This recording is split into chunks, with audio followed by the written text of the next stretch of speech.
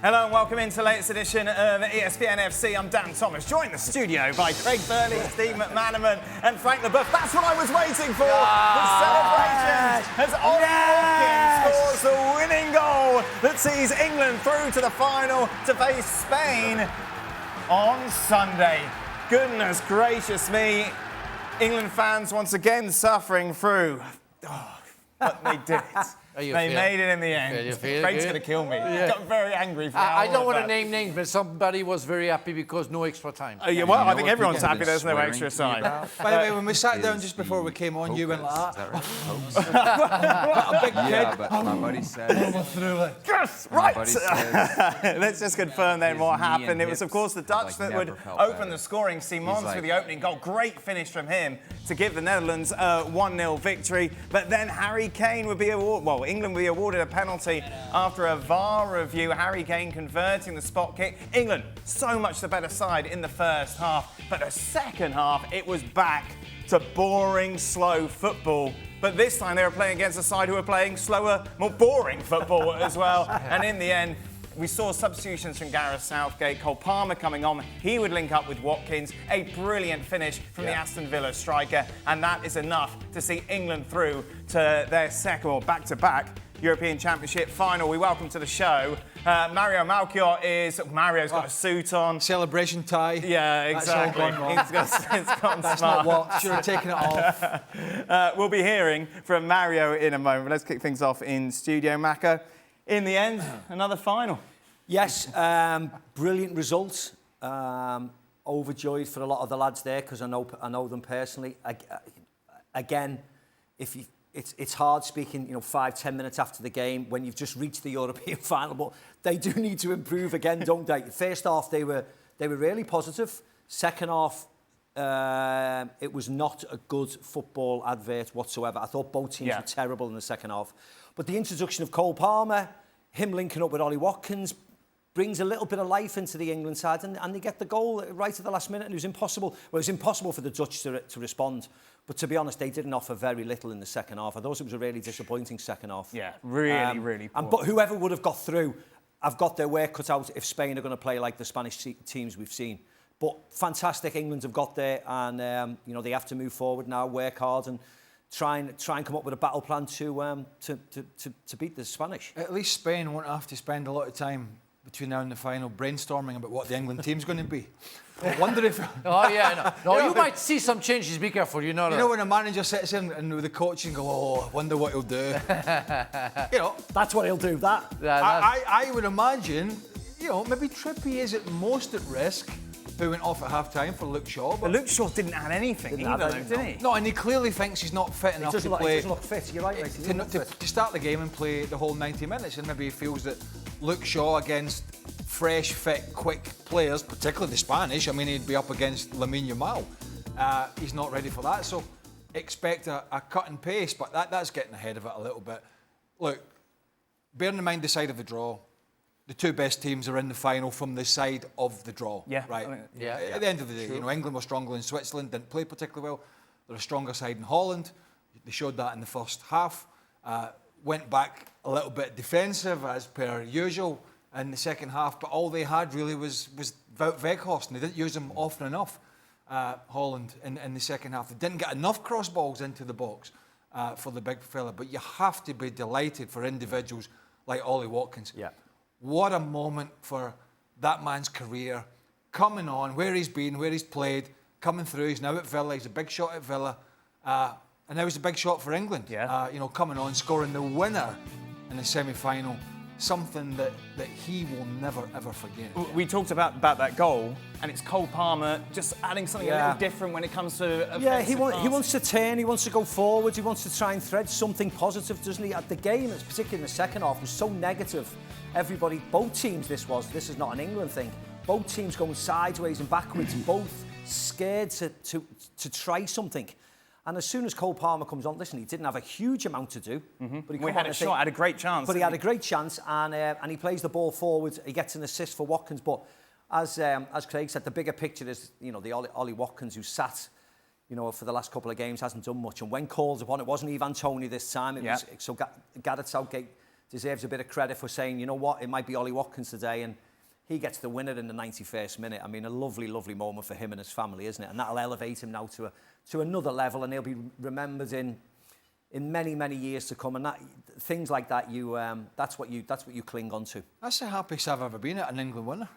What, it's because there's no extra time? That as well. We didn't want another extra time today. I was like, yeah, I'll take that. I'll take that. Go on, Frank. Yeah, overall, I would say that it's a deserving win for me. We saw England being better overall during the 90 minutes comparing to the Dutch. But the Dutch, they were a pale copy of the French team yesterday. When you started to score with the early goal, you say, okay, they are into the game. And suddenly they disappear after 10 minutes after that England came back. Like yesterday with Spain came back and France didn't exist anymore. And that was Dutch. The Dutch didn't exist anymore during the game. England were much better in the first half. Yeah, after it wasn't good the second half. But overall, yeah, the English team did the job. And for me, that's the best game they had so far. Better the first half. Yeah, but overall, you have to take the 90 minutes. They scored the goal. The changes were important. They were late. Thank goodness for the changes. They were late, but important, But it's what we were expecting. Now, I really think that we want to see football being the winner of this Euro, meaning the Spanish winning the Euro. Yeah, we'll talk about the final a lot more, of course, later on. Mario, how are you feeling? I mean, I'm disappointed, of course, because, I watched the game just like you guys, and I felt like, like what Frank said, we get in the game, we score a goal, and we see like, okay, you're on the front foot, you see them, then Depay gets injured. The moment Depay gets injured, Koeman makes a substitution, and he puts Veerman on. Veerman putting on, having an extra midfielder, because he saw that, he had a feeling that it was going to be dismantled in the middle of the park. But then he had no outlet anymore, because now you're looking for something. And then he's tried to answer that. That answer, he's tried to go with, when Memphis comes on, Veerman comes on, and then he puts Malen as a striker. But it's just unsettled. It took them too long to adjust, because the setup from the Dutch national team was so much towards Depay. And I don't know if they really had the opposite answer, only for the last 20 minutes when Weghorst would come on. But he puts him on at the second half. And the second half, look, running and chasing the ball down and trying to put pressure on England, this is kind of putting them in the favourite position. Because if you're going to battle towards energy and commitment and whatever, strength and everything, that is so much what England is, it's like bread and butter for them. So when Holland tried to do that in the second half, when I see them doing that, I already started to worry, because I knew that this was going to be a very, very difficult thing to win. Of course, you get situations with the referee, but you cannot wait for that. You got to win the game, and with the 1-0 up, you got to drive the boat a little bit longer than what Holland did. They were so slow. I mean, Dumfries, how many times he got the ball, put the ball back. I mean, he was like a song every 2 minutes from Maka saying, okay, Dumfries, give the ball back. That was that. They were so slow. They had the possibility of going forward and up, they slow down, and up, go back. What are you waiting for? Correct. They didn't deserve anything. No. Yeah, but I think, Frank, I think they were worried too. I think they were worried a little bit too. When I looked at the Dutch, right, I totally agree with you. The way we play football is normally we are in control. But the moment we play against a team that is in control when we don't want it, it becomes unsettling. It starts unsettling us. And I know, look, some teams, when we played against France, before the game that you're not going to be in control. But against the English, even if they have more talents on the field, you still feel tactically you can set it in a way that you can control things. But when that moment comes when we cannot control it, we lose it. Because we don't have the experience away from Depay, Van Dijk, even, De Vrij, the way Watkins scored that goal, he has enough experience. When a striker comes into the box, what is the key thing what a striker always wants? Close your legs. That is what you know. You learn that, close your legs. I'm not going to say it was not a great goal what he took, Watkins, because, we know what he did at Villa, great form. But still, you got to be smarter. When you come from that angle, close your legs, because he's going to strike it and hit far post. I don't really agree with that. That's a natural reflex that you make your body bigger and you try to anticipate And it's true that we saw that, and I know that London Donovan was saying that for about another goal during the competition. But when you're on the side and you have a cross, you automatically open your legs because you try to make your body bigger. And we see that with German goalkeepers. They make themselves bigger, therefore they put their legs apart, and that's what you have to do. And it's lucky, or maybe it's what they want, what the striker wants. They put in between your legs, but it's a normal reflex, a movement. The best will be to keep your legs, but it's impossible. It's almost impossible to do that. Well, if you don't, I think he just needs to get tighter. That's all it was. When you see him get the shot away, De Vrij is about 5 foot away from him, actually. Well, but it's like Walker with Xavi Simons. It has to be tighter. So Walker has to go out on the Xavi Simons goal. He tries to stay, put himself on the side, but you have to go forward to block the angle. Yeah. But you do some stuff, natural stuff, and it's sometimes impossible to cop. No, but if you don't try and make yourself bigger around the box, then you get accused of not doing your job defensively. You know, if you go straight like that, so what the hell have you done? You know, you're damned if you do, you're damned if you don't. You try to block a shot, you put your leg out, usually your outside leg or whatever, you try and block it. The bottom line here is the goalkeeper still has to expect to strike, whether it comes through the defender's leg. That was a great shot. That was a great shot for Watkins. There's nothing to do from the defender. Absolutely magnificent finish. Yeah. And the goalkeeper. It's the only place he could score. So, I mean, in that corner, or should score. But go back to the Dumfries down that right-hand side. How many crosses did he get in, by the way, from that right-hand side? And for Weghorst, you put Weghorst on for one reason and one reason only. You pumped the ball up to him, and it was... England's left side, England's left side is Kieran Trippier out there, who's not... He's a good defender, but let's be honest, he's in this England side because needs must. He's not had a great second half of the season. It absolutely fell flat on its face his season around about Christmas for Newcastle. He started making mistake after mistake after mistake. He lost his confidence. He's in the side. You can get at him. But even if you're a winger, it doesn't matter if you're a winger or a fullback, you don't need to beat him. As soon as the ball comes out to you, Macca and Frank, instead of turning back the way, you get a couple of yard touch out your feet and whip it in. Yeah. You whip it in. You've got a guy 6 foot. Nothing from open play. Nothing from open play. But I think that tells you where the Dutch are. Yeah. Right. Across the board, they're tidy. They've got 1 or 2 really, really good players. But when their front line is a struggling Memphis Depay, and he can't go to the bench, and the best option is Wout Weghorst. Come on, Dutch football, that's the best 2 you can get when you look at the players they've produced in those positions over the years. That's a dearth of talent. Yeah, but some players can step up, you know. I mean, we are talking about Spain and the beautiful football they are. The striker of Spain is Morata, who's been struggling all his career long with many, many different clubs, and he's a captain of it. But by the way, they managed to score without him. Yeah, but he plays for Atleti before Memphis Depay. Yeah. You know, that tells you where Memphis Depay is, when Alvaro Morata, who's been around the houses, is still a better option than Depay, who generally comes off the bench for Atleti. Why did things change so much in the second half? Okay. I think because England revert into this for some... Is it tiredness? There was talk it shouldn't be. I'm not having that. Listen, they played 2 extra time, England.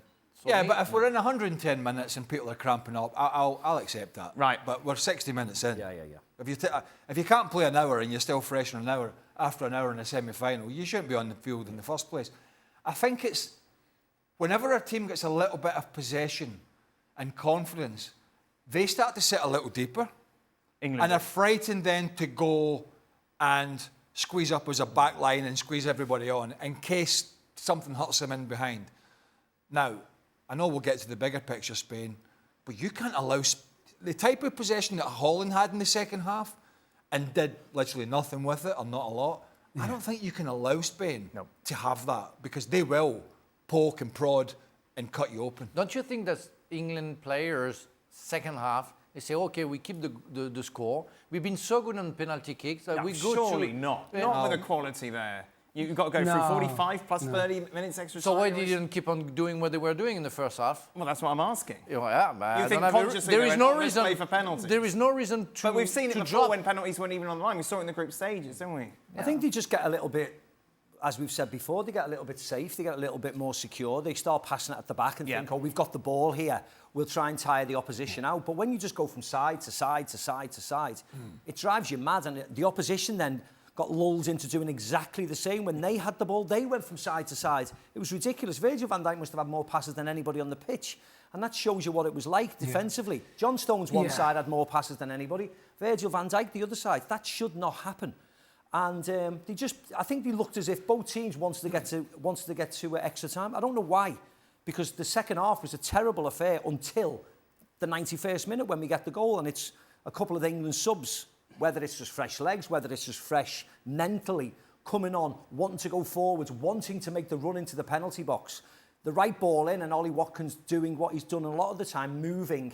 And as he is with his first touch, moving to his left, hoping to get the shot away, he knows the defender has to step, and then he's hoping that the through the leg shot is on. But wow, it was a wonderful goal and well connected. Go on, Mario. Yeah, but also like what Stevie just said, like all those players at the back of England, like a Stones and a Walker, they have Pep Guardiola. What is Pep's way of playing football? You understand? It's similar to, why he idolized, Johan Cruyff so much, the Dutch guy. It's because our legend, he's a legendary. Why? Because his philosophy was always, we have control of the game and we keep the ball till the opponent bites and we hurt them when they don't expect us to hurt them. Stones, Walker have the same mentality because they have learned playing like that. Keep the ball in the team at the second half. You saw them the way they move. We Dutch want to play like that too. But one thing why I feel the difference is between the Dutch that want to do it, and when you look at the Spain side that does similarities, they make you tired, we make you run behind the ball. And then they have wingers that can eliminate defenders. And that's what Holland doesn't have. We don't eliminate. If you look at Jamal or if you look at Williams maybe didn't have the greatest game yesterday. But Jamal, you understand, he can, if he runs at you as a defender, I've been an outside defender myself, playing in those positions. What you don't want is a player running at you every time being comfortable. I think in Holland, we all play inside the field. We play inside the field. So the middle of the park becomes too condensed for us. And then we don't have the solution sometimes. While we don't have the player that can go on the outside and beat the player on speed and cross the ball then. I go back to the basics of the game. Why do we have to calculate? Well, nowadays we have to calculate everything. It's like it's a chess game, and everything has to be put on how the opponent reacts and what we do. The Dutch, they started well. And with the craziness and the pace that you need to win a game. So why suddenly you have to think about what's going to happen the next 70 minutes? Why don't you carry on? And even if you concede a goal, and we saw that with Liverpool some years ago, where they won the championship because of the vertical game and the craziness that players were giving into the football. And it's what, in a neutral point of view, it's what we want to see, because we want to enjoy the entertainment. And they think too much. It's like they get the ball at Dumfries, is the best example today.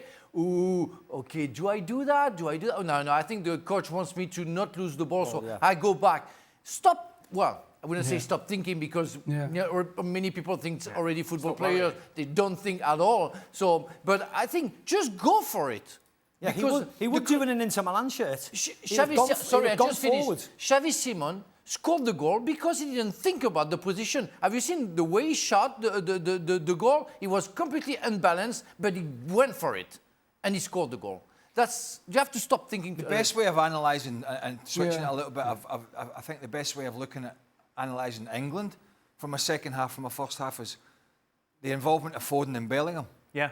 Foden and Bellingham, particularly Foden in the first half, the two of them were always on the ball. Foden was always getting himself in the half turn inside, because the wing backs were pushed on. Bukayo Saka and Trippier were pushed on. So those two could nip themselves inside. As the game wore on, England morphed into what you would call a back five, and those two have to start dropping deeper. And then we barely saw them in the second half, and then he makes a change. But it was chalk and cheese, wasn't it? The Foden and Bellingham, particularly Foden performance. He looked really, really lively in the old Phil Foden, getting on it, and he hit the crossbar. He was coming in, so just looked so much like his old self.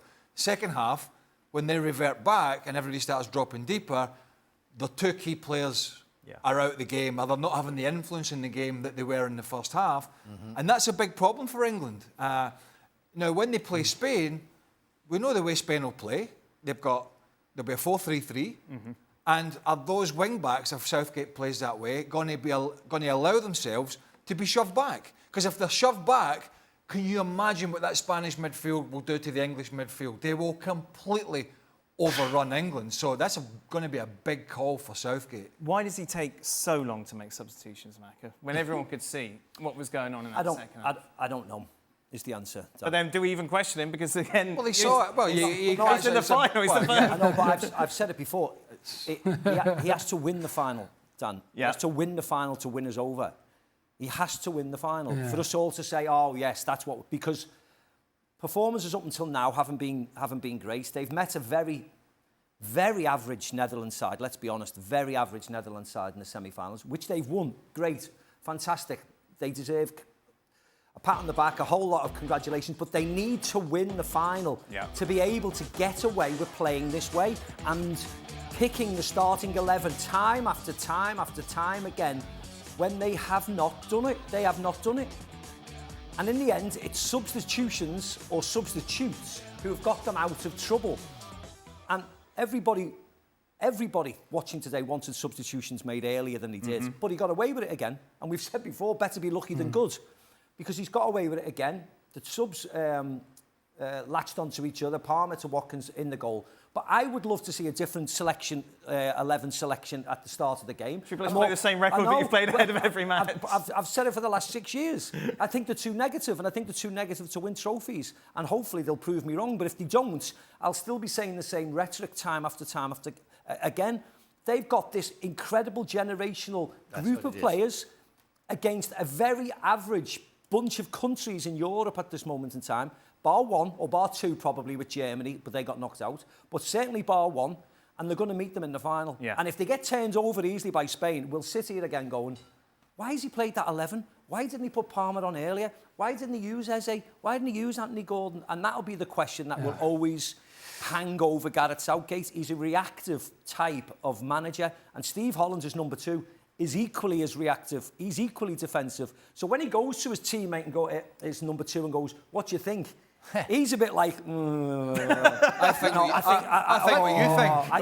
What are you thinking? I'm thinking what you're thinking. We all have a hard time to give what we saw credit to Southgate. Yeah. I think it's more credit to the player that he has for those results. Semi-final, final, runner-up, maybe winning the Euro. It's mostly because of the talent of that generation. Who can cope with the situation, but he's too conservative. He doesn't use the talent that he has on the bench to refresh his team and to take risks. And that's unbelievable that he has those kind of results. But for me, he doesn't deserve all the credit that people are going to give him if he wins. Who's to say we wouldn't have made the final, but made the final in a bit of style if he would have changed it round? Sure. You know, playing devil's advocate, you always think, oh, we've got to the final, isn't it amazing? But we could have and should have and probably would have got to the final and being a bit more proactive and being a bit more better on the eye and better entertaining with this group of players. Because I'll go back to the group stages and the teams we've played. We've dodged the bullet being this side of the group. So why not have a go? But at least it wasn't 90 minutes of dross today. No. I say that because 40 minutes. Without, no, not quite. But I say that because there's a couple of games been extra time. But if we're just taking the 90 minutes and the main games, it's been dross. It's been terrible. I'm not so negative on England today. I thought there was glimpses of what they can really do well. Really do well, yeah. But they can they patch it together for 90 minutes or for 120 minutes? So I thought that was I thought that was a lot better from them. I'm not so negative about them today. And listen, what's wrong with you? He's the man. He's the man at the moment, Gareth Southgate. And what, by the way, as a lot of people been talking about the penalty that was given. Are we happy with the penalty? I think most of us were happy with the penalty. Right. Yeah, there's nothing to complain. Because the usual people saying, "Oh, VAR shouldn't have got involved." Don't be looking at that. But you look at Twitter more than me. Yeah. You look at the negative bits. I look at the happy bits. What negative? Mario, last word on this to you. Who do you want to win the final? I mean, like, look, as a Dutchman, like how he said that, you understand? Hey, look, my background is, of course, more to the English side and the way I talk to them and I talk about the games. I would love it to be England. Why? Because Jimmy is on that side too. Today I wasn't not for him. What is he but doing on the there? other side, I support him and I want him to lift that trophy. I don't hear you, Frank. I don't want to hear you.